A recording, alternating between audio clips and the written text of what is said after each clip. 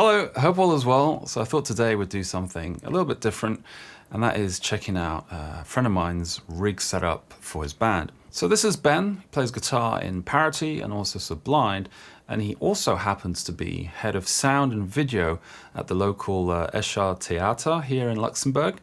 And so because of that, he's put together quite an interesting and complex rig for his band Parity. Now the thing I find interesting here is that there's been questions on the channel about what is, say, like a modern kind of setup or a modern rig setup.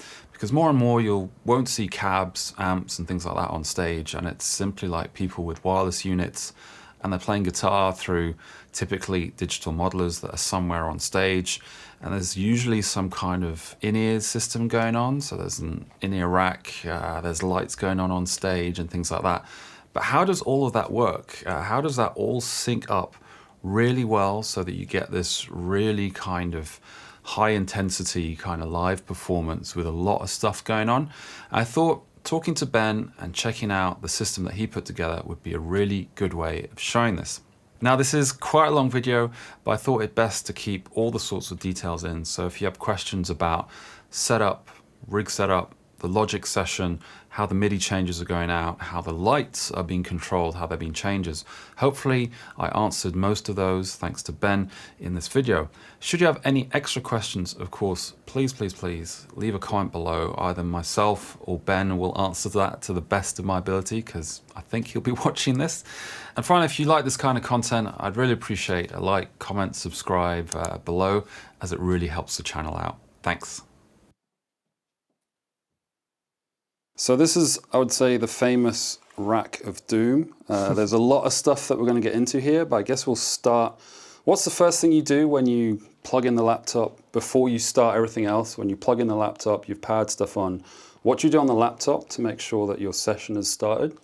Well, I actually configured a script which starts everything. I called it Parity Show Start, and it should actually start the interface side, the DANTE, which I use to connect the laptop and send audio tracks to the rack, Logic, which is our main, which is the actual DAW we're using to send out MIDI to play backing tracks and everything.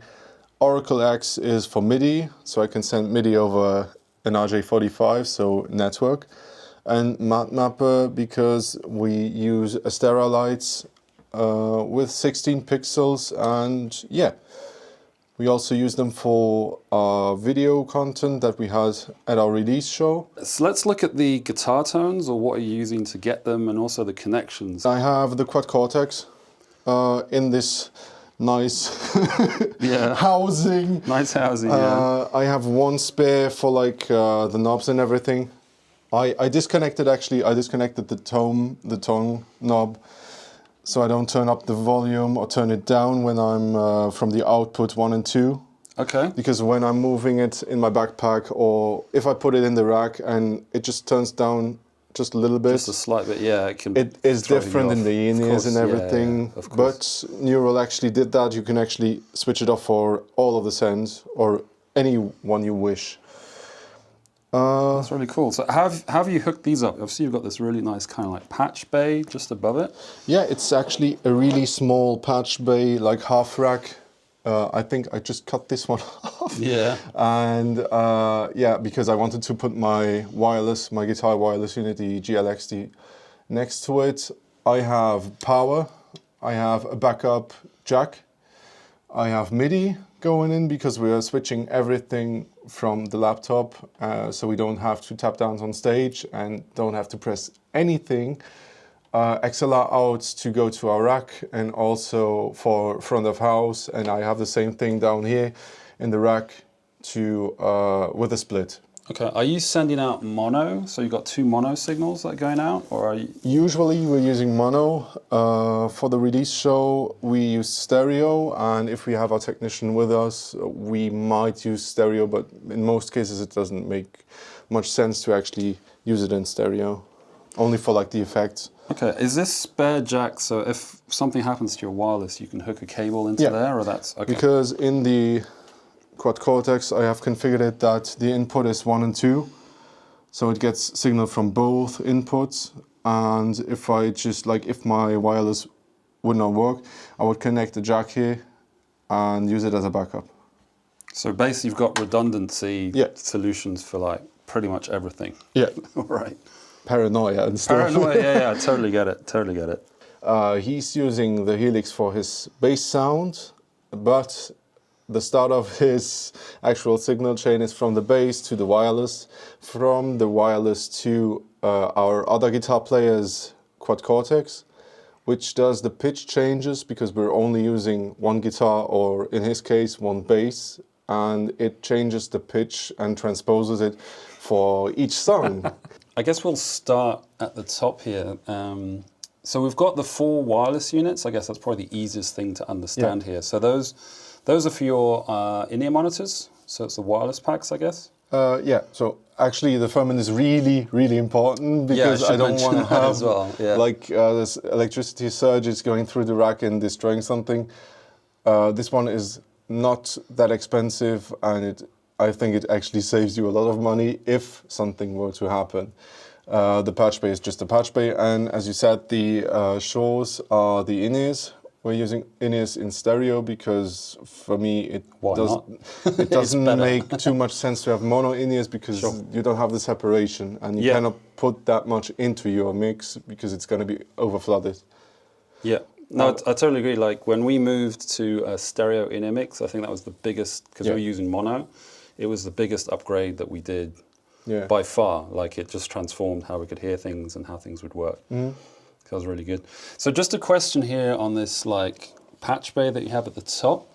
So you've got like stuff really handily labeled as well. So you've got laptop here, I see, and then you've got something for your drummer, I think. Yeah. And I still have to finish the labeling, as you can see, because these 2 connectors are not for internet, how many people might think, but they're used for Ethercon cables. That's the Nutric variant. And they are going to small stage boxes with 4 channels because you can use RJ45 cables to carry analog signals. So they are taking the 4 signals and sending it either into the rack or out of the rack into the stage box for in-ear mixes. Okay, and over here, the laptop connection, is that for like the Midi? That's DANTE. The laptop connection carries Midi over RTP, so Midi over network. It carries DANTE because we have the bandwidth. You need at least a Cat5A cable, a Cat5e cable to carry those signals because it has the transmission rate of 1 gigabit per second, which is needed for DANTE. We also send over the signals for lights because it's going into our interface for lights, our DMX interface. That's in here as well? Yeah, it's in the back. Oh my God. We'll see that later. Yeah, sure. It's nuts. And the FOH switch that's next to that? That was used for the release show where we connected our rack to the front of house. Is the Behringer the interface, or do you have another interface that you're using between this? The Behringer actually has a DANTE card. DANTE is a protocol to send up to, I think, 512 channels over an Ethernet cable. But this one is limited to 64 channels, which is more than enough. Yeah. We can actually separate them into, everyone has their own backing track, has their own click track. We all have the same backing tracks, and we've had a talk back during the release show, which also went over DANTE because we connected the main house desk to our desk, and like the routing possibilities are endless. Endless, okay. Actually, everything you need to hear comes from the Behringer. We have our channels labeled and everything with like even extreme EQ moves are necessary, because it is for your in-ears, and even in the studio you learn, you don't need to put the EQ up by 3 dB, that's a lot, but in in-ears it should sound good, and if it doesn't sound good for 3 dBs, add more. Yeah, yeah. Are you adding a lot of processing for your in-ears on top using the X32 for say more ambience or different EQs for your guitars, bass and stuff like that? For now it's pretty simple because we were thinking about adding microphones for ambience, but yeah, you need to have the microphones, you need to put them on stage, it takes more time to set everything up, and we'll see if we can figure something out that's quick and easy. Okay, so moving on from there, you've got the Behringer, it's the MS8000, which is, well, this is the splitter, I guess. It is a really simple splitter, and the only thing that I modified on this is I took out the links, because you can actually link the channels. Oh yeah. I opened it up as well. and I took them out because someone always pushes them by accident, and the channels are linked, and I'm like, why do I hear the bass really loud in my mix now? And it was because both channels were linked. Yeah, linked. Yeah, we have, I think, red tape. Snare is not a bass. Yeah, we have red tape on ours so that we don't touch them, but I think this is probably an even better way of doing it. And then below is just the, I guess that's the patch bay that goes out to front of house? Yeah, it's the output, so I actually put it in and out, so the only thing that the front of house engineers need to consider is this.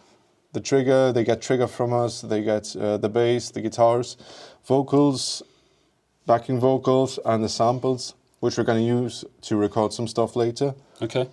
And yeah, so I also have a cable for that where I can put just a multi-core with 9 channels. So I got one with 8 and I added an XLR. And I just give them the multi-core because on some stages they have their mix rack on the other side. And I just give them a snake with 10 meters and they can just plug it wherever.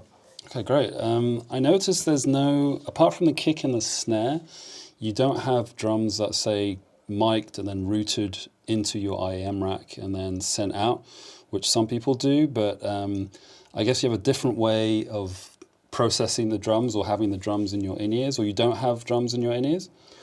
When we started to play live, we actually saw really quickly that we did not need a lot of drums in our mix.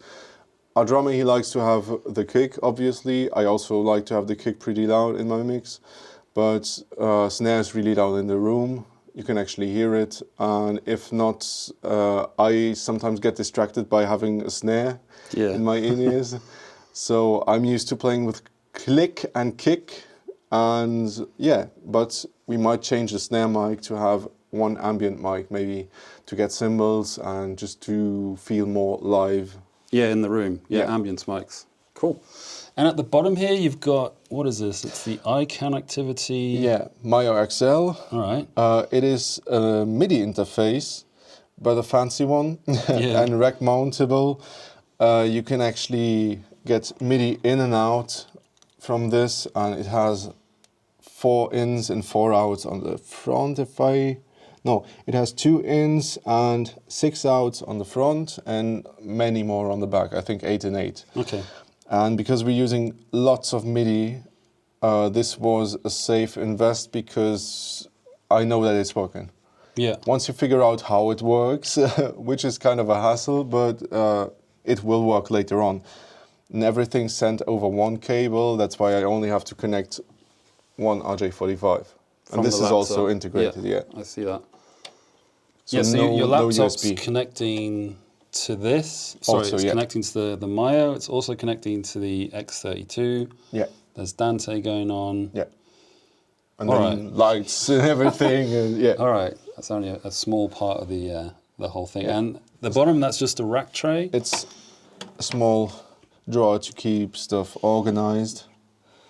And like batteries, you got your packs in there. Batteries, packs. Maybe later we're going to add another antenna for in-ears with an antenna combiner. Okay. That's somewhere down the road we'll do that. It's very well organized. I'm a bit jealous, I must admit. Thank you. I'm always changing stuff and I'm never happy, but I think that makes it great later on. Yeah, for sure.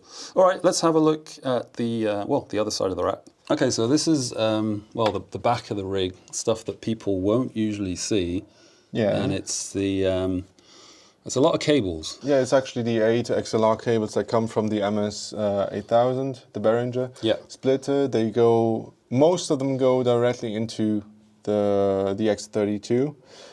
We have one that's not going straight into the X32 because it's going through the UAD Arrow interface, that we have down here.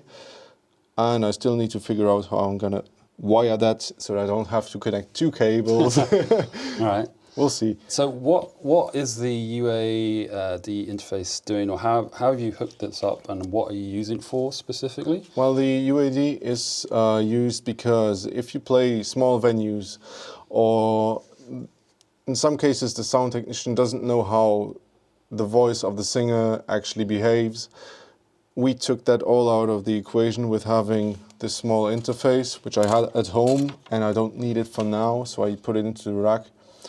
I connected only with the Thunderbolt cable, and we have one in which comes also directly from the split and goes out to the in-ear rack, and the second one goes straight to front of house. Okay. And we use processing in there, which is a preamp, a Neve preamp, because it sounds really good. Also, the UAD version sounds really good. We have an SSL strip, I think, for EQ, and we have an 1176 for compression and an LA2A. Okay. To have a mix ready signal, and like no matter how strong the screams are or how soft she sings, Sandra, it is gonna be heard because the compression is tailored to her voice. Is that all set up? You just turn it on and it's already set up. It's a preset that's on yeah, the the device. laptop actually sends the configuration. Oh, okay. Yeah. So that's all like interconnected with your laptop as well. Yeah. Crazy. And I would love to find a solution, but I think I have to upgrade the interface to only use that one cable, because the second Thunderbolt is also going into the laptop later on. Okay, and what's this next to it? That's an Obsidian NETRON Obsidian. Yep. And it's a 4-channel DMX interface for lights. We when we play gigs, we normally and pretty much always bring our own lights. The Astera AX1, and I just connect them to the first port. I have one universe set up, which is full for 8 of the Asteras, and I can send like lights which are on the beat and run with the click tracks and are controlled via Midi, and yeah, I can send images into them because they're pixel bars. Yeah. Yeah. Crazy. All right, so this case, I think a lot of us have maybe seen at some point. I've got maybe 1 or 2 of these for like either cables or random stuff to take to gigs, but this holds something kind of special, I guess. What's in here? Well, it was my dad's case, I think, and I modified it just a little bit with connectors like a half rack mount. That's a slight modification. Yeah. All right. Like I cut out a thing and I put the rack mount in there, and it is so that my drummer actually only needs to put his things on the side and everything's done in there. If I connect so you don't have to touch anything in there, it's all cabled up. And unfortunately, you have to switch the Roland on. I hope that they actually put out an update for the unit so that it can actually switch on. Maybe if they're watching this. Yeah, it would be great. Because otherwise it is self-contained. Yeah, I can see that. We have the 2 trigger channels. We're not using the snare, but still, it is still in there. They're coming in here because they're jacks, 1/4-inch jack. They're going out here into the Roland TM2, I think. Yeah. And out of there, they're going out here through these nice cables, which are together. Very important. Yeah. It's small stuff. Yeah. And they're going into the Pro DI from Radial. Really good DI and 2 channels, and not that expensive for what you're getting. And then they're going out here through XLRs with the printed heads. I 3D printed the heads. Oh, really cool. To not have like a head sticking out that much, or I didn't have those at the time, but well, it's easier, it's even smaller. You only need the very small cables for that, and because they're really short, it works. Did you printed them yourself, or did you order them online? No, somewhere? I printed those myself because I saw the price online. Okay. I have a 3D printer now, which I'm really happy about, and it is so cheap compared to ordering the ones that are online. The ones online are, I think, 7 or 8 euros for one. No, even more, like 12 euros for one XLR with the actual cap. And I can print them for pretty much nothing. That's crazy. Yeah.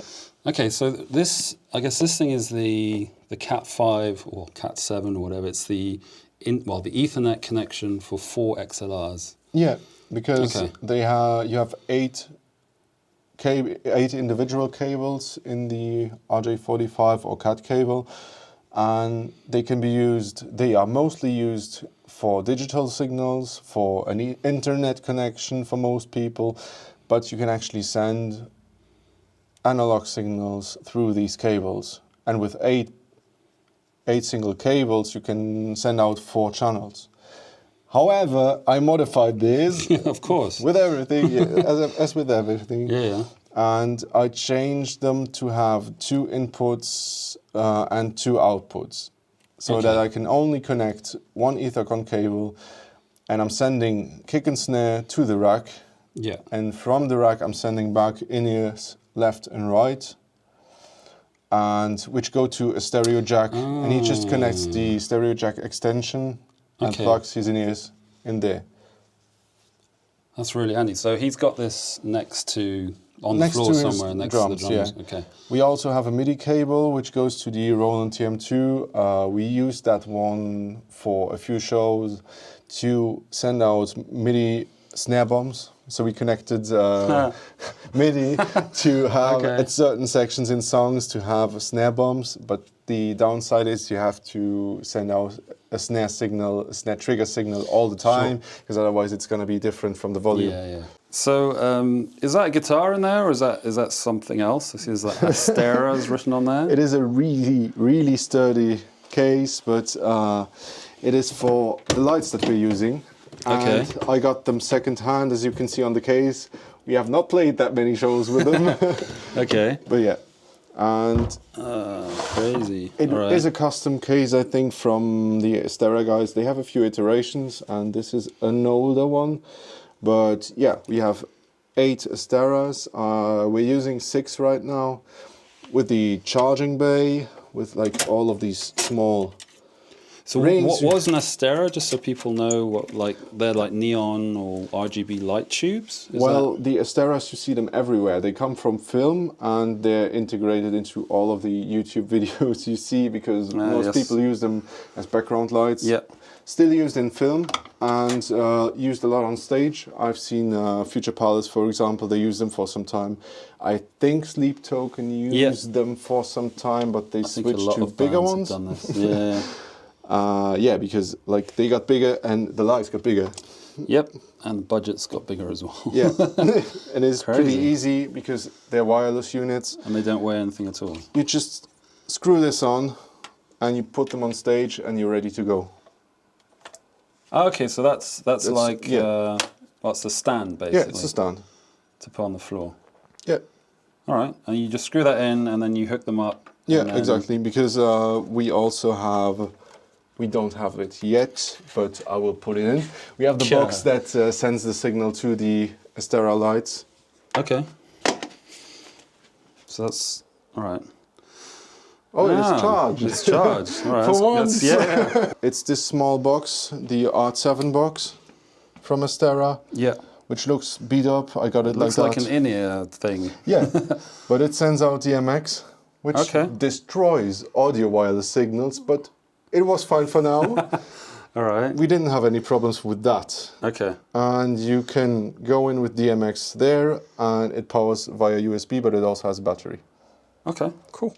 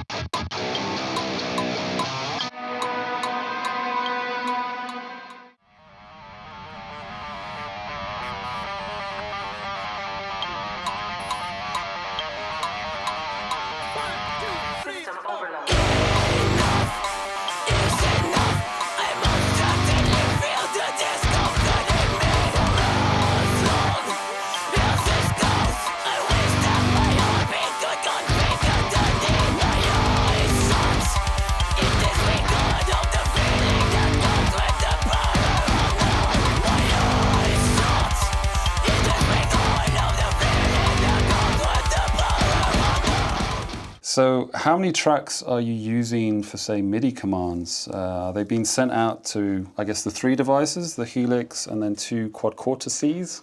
Yeah, and also to the Asteras, which is only like an internal patch, and sending it to MapMapper, which I use to control, are they calling it scenes? No, they're calling it cues.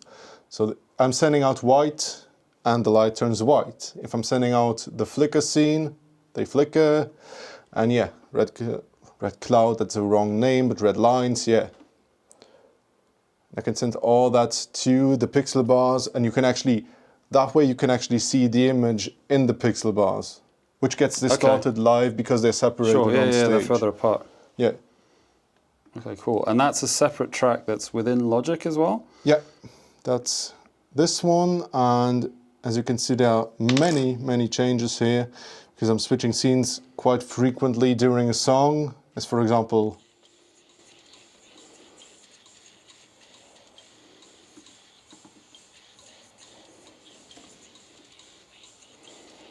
very cool. And to do this, you just set up an extra track along with, say, your click track or the backing track. Yeah, these are, because we have the backing tracks here, which are just some strange noises most of the time, or like reinforcing weird sounds, or ambient parts. Yeah. We have the click tracks for everyone. We have song cues, which sound, which are quite funny, but it is the only cue that works with a fast song. Okay. Songs is for my own rehearsals. I have the songs in here. I can just rehearse them with my click. We have the vocals if Sandra is not there. We have the bass if Yannick's not there. And yeah, these are all the MIDI tracks. I have MIDI for my Quad Cortex, MIDI for Billy's Quad Cortex, MIDI for Yannick's Helix, and the Asteras right now. Yeah, just a simple kind of explanation of, say, if your MIDI track that's sending out changes and control to your Quad Cortex. Yeah. So that's one separate track which you've aptly named Ben MIDI. Yeah. And it contains many things. It contains many things. So maybe the most obvious one is perhaps, say, scene changes. This is similar to, say, on the, say, the Fractal FM3. Yeah. I've got something similar set up where it changes scenes within one preset. Scenes or snapshots in Line6 world. Line6, yeah.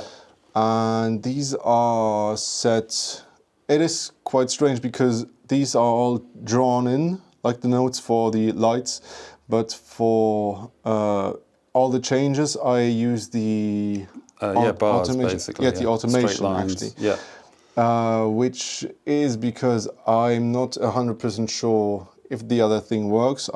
It should work, but I'm also drawing in stuff. I don't know if it's in here, but for example, the pitch change effect, like the pitch up and pitch down. Yeah. You can only draw them in, because if you do notes, it has the steps in it. Yeah, steps up. Yeah. Yeah.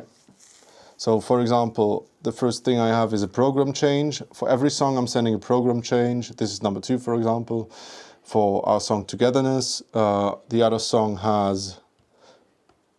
turns to yellow tinted glass, and then it just switches to the tuner, Togetherness. Yeah.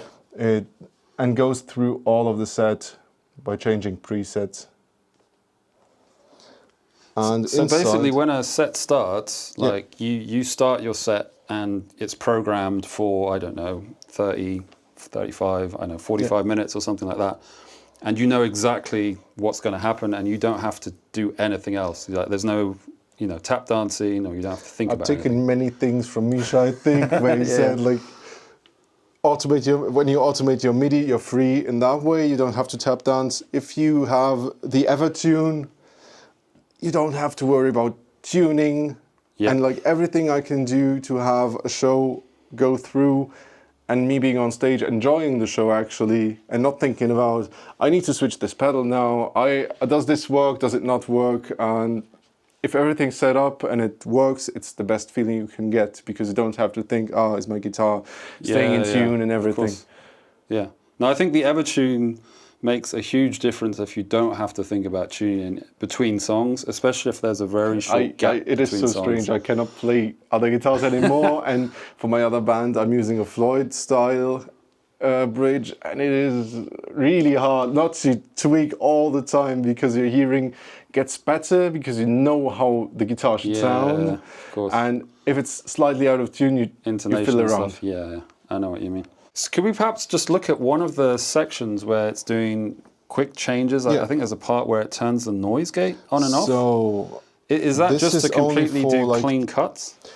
It is doing clean cuts because, well, I got the idea from Felix. Thank you for that. Yeah, thank you, Felix. And my band hated me when I told them, yeah, I implemented the tuner for cuts. Yeah. It's we use it for one show so far, and it's not a cheating thing because you have to play the actual thing. It just cuts and makes everything more tight, even A lot tighter. cleaner, yeah.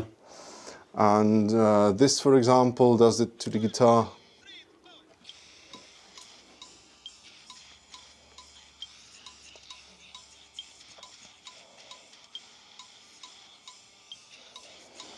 Yeah, those are really quick changes. I know that I've seen some other videos, I think it's from Kian, where he does it with a gate. So he's using similar MIDI commands gates, to automating the gate.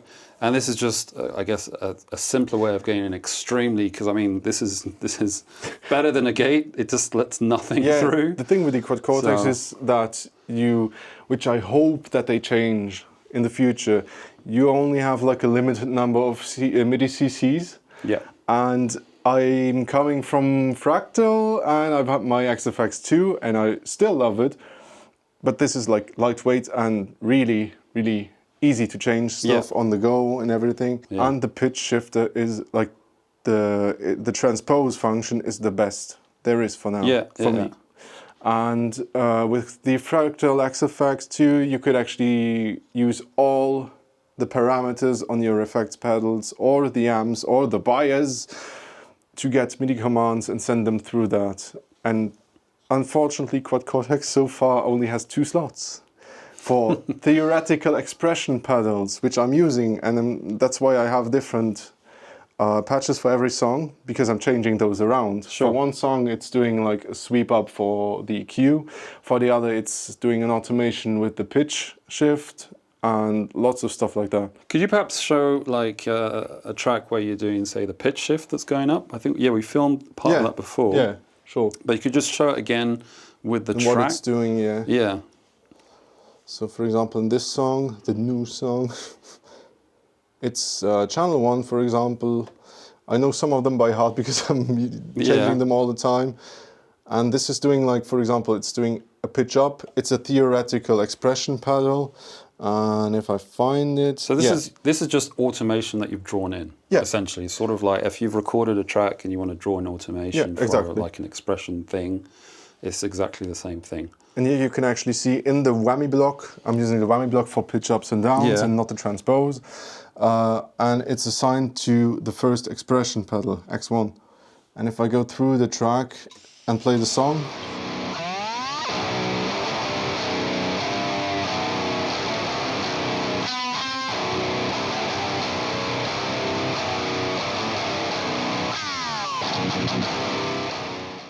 I guess the last thing to look at would be this guitar. So it's a Mayones. Yeah. Which model is this? It's a Regius Forever, I think they call it. Yeah. And the Forever is because of the Evertune. This was the gift to myself after finishing university. I thought to myself, if I'm not gonna get this guitar now, like my dream guitar, I'm never gonna do it. And it is 100% what I asked them, 100% of what I imagined for a guitar, my favorite color, everything. Yeah. So it's Evertune bridge. What are the pickups in here? The pickups right now are the Seymour Duncan Scarlet and Scourge. And I'm really happy with those. I've had the Alpha Omega in there before. I'm a big fanboy for Periphery, but yeah. Locking tuners. I think they're Hipshot tuners. Hipshot hardware is really good. Yeah. And the strings right now are the Darios, the mioXL, because I tried them, the white ones. I used to play clear tone before, but I'm not getting any in Europe, which is really a shame. I like those strings a lot. What gauge is that? 1160, something like that? 1156. Oh, 1156. Yeah, okay, I for a use drop D, 1156 for pretty much all of my guitars. Like my second guitar also has them, but was pitched higher, was in drop C sharp actually. But I love the feel of these strings. Okay. And if you're used to the Evertune, they stay in tune. Yeah, sure. You can bend however much you want. They stay in tune. Okay. And I like to bend, and we do stuff like to get the bendability of the okay. zero. It is strange because you wanted to get rid of the like the jump there, and now we're doing it in a song. So we had to figure out how are we going to do that. I recorded it with my 7-string. It had the jump, and I'm like, oh, this is nice. This is quite cool. Yeah. Yeah, because something that people talk about with Evertune is that you can basically specify if you want a string to be locked, which is in zone 2, or you go into a bit of zone 3 so that you can bend the string. So are all the strings on the guitar in that sort of sweet spot, zone 2, zone 3, so you can bend, or is some of those sort of more locked? I need to have them at the exact edge so that I can bend every string. Bend every single string. And that's actually how I check if the guitar is in tune and if it's on the right spot, or if I need to adjust the Evertune. If I can bend, it's okay. If the bend comes in a bit late, I just switch it around, like just turn it up a bit. But Billy, the other guitar player, for example, he's using all of his strings in the zone where nothing bends. Nothing bends, apart from the low E string. Okay. Because of all that's interesting stuff around there. And also the bends here. So a big topic is redundancy. Obviously at the sort of levels, I mean, the level we're at, for example, we have one laptop where it's running the set. And if something happens to the laptop, we can maybe get a click going from something else and then sort of do a set or just play without the click. But for something as complex as this, what sort of redundancy have you either programmed in or do you have in mind for something like this? Well... if any, of course. Yeah, redundancy is a big thing, and my dear friend Christoph said that redundancy is a lie, and I understand the idea, because if you want to make a system redundant, you have to use 2 laptops. Yeah. If you have 2 laptops, you have to get an iConnectivity, 2 iConnectivities. Yeah. Because one of them can fail, yeah. And you should have 2 quad cortexes for everyone. You should have 2 amps for everyone, actually. You should have 2 mixers. It goes very far. Yeah. Like, my redundancy for me is I have my backup jack in case my wireless doesn't work, because maybe we have wireless DMX flying around the stage and the wireless cannot handle it because it's low budget for like bigger shows. Other than that, I play the show in Volmerange-les-Mines. Great place. And I forgot to plug in my Midi cable. That was very early on. And I turned around to my XFX and I switched scenes like that. Oh shit, okay. Yeah, like I learned a lot about what not to do and how to make your system foolproof. However, you can never be 100% sure that something does not work. I think the best example is your in-ear pack dies because the battery is low or is gone. We always finish the songs.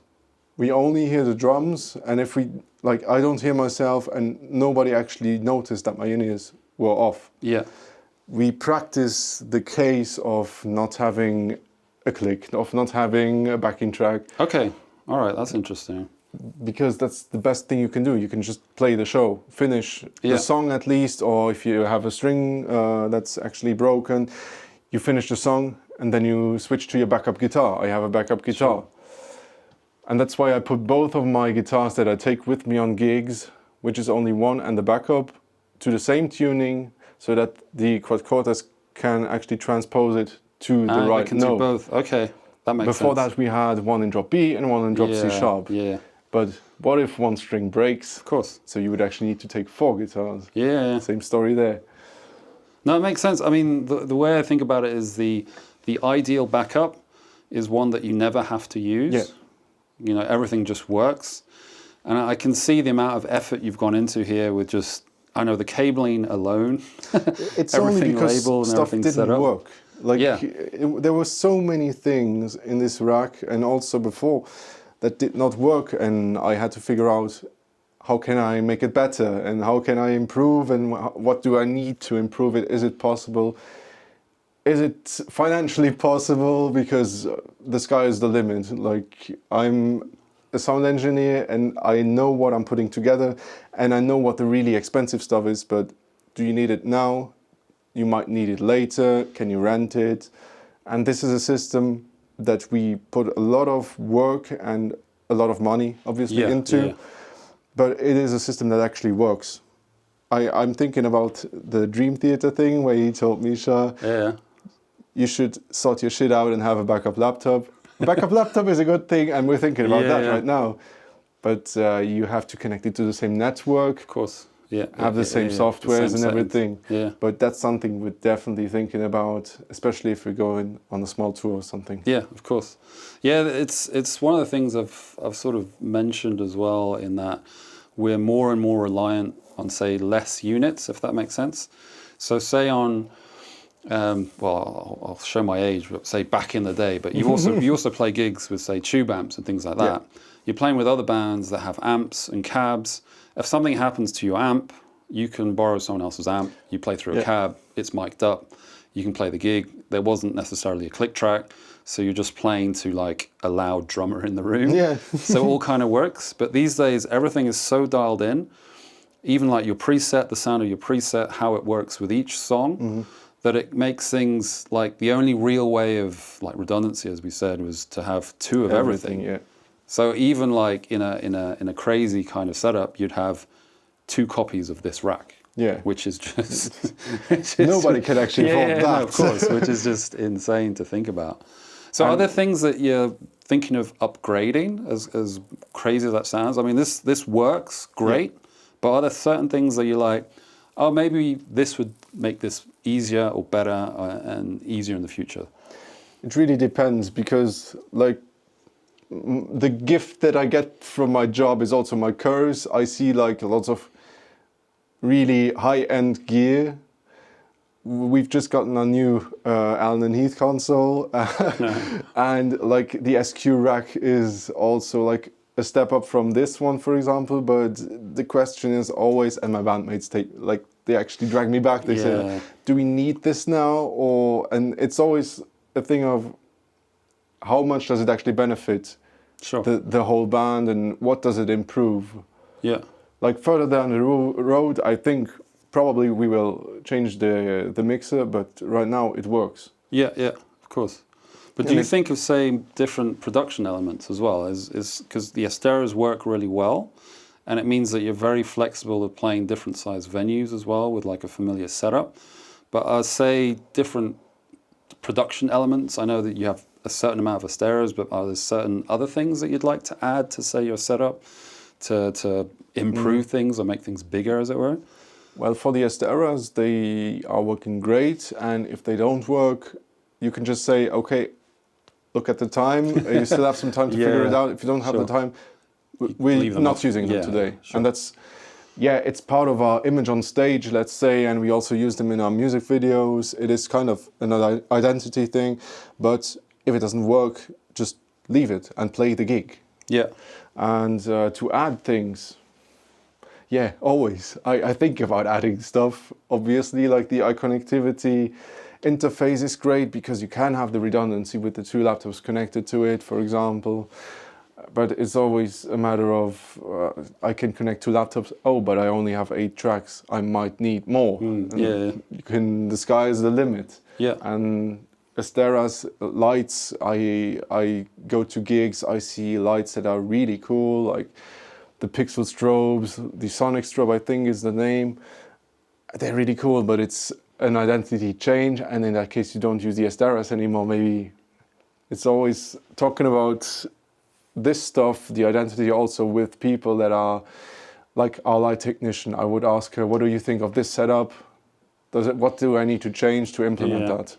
Yeah. Or I ask Christoph, our sound technician, what can I do to make it better or easier? And for example, the DANTE connections are really easy. He doesn't need an analog patch with XLRs to get everything from us, from the backing tracks and everything to him. He only needs one network cable, because the mixer actually sends out all of the guitar, both guitars, bass, kick, and all the vocals.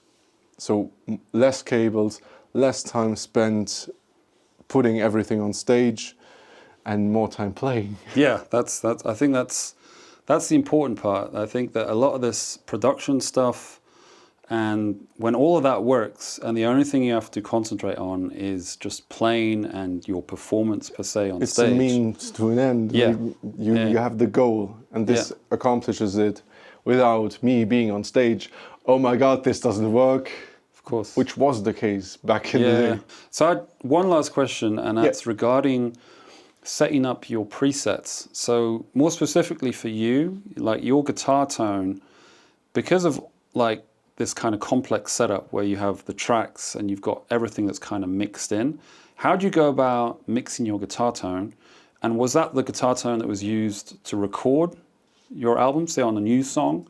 Is that the same guitar tone that you're using live on your Quad Cortex as was used for, say, the recording of the album? It's a funny question, because I use the Quad Cortex to record. Yeah.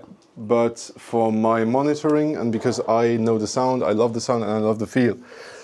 However, my good friend Billy, who is my other guitar player, and he recorded everything, he mixed everything, he mastered everything.